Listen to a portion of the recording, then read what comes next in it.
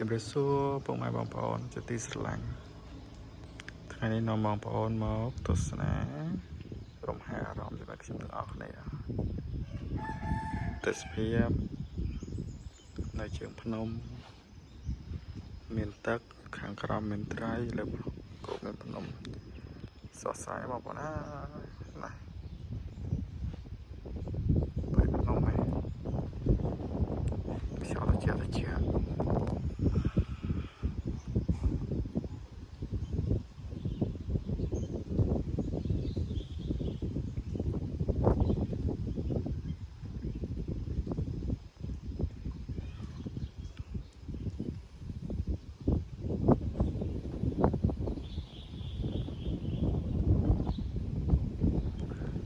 ាក់ស្រួលលហើយ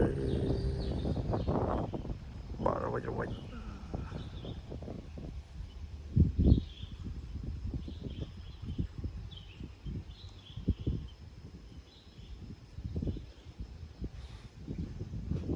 ាងនោះមានកញ្ចក់ណាបងប្អូន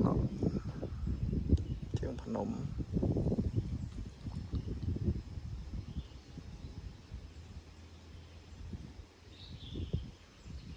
ស្រស់ស្រាយ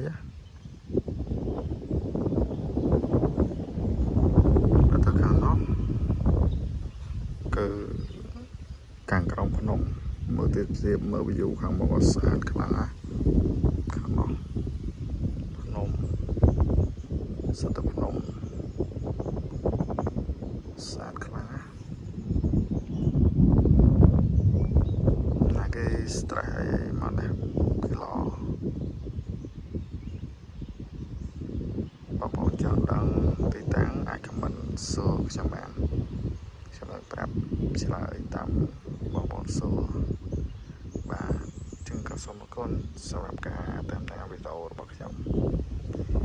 សូមអរគុណសូមជម្រាបលាពុកម៉ែបងប្អូនជាទីស្រឡាញ់កុំភ្លេចបងប្អូនជួយ Subscribe Channel ខ្ញុំម្នាក់មួយផង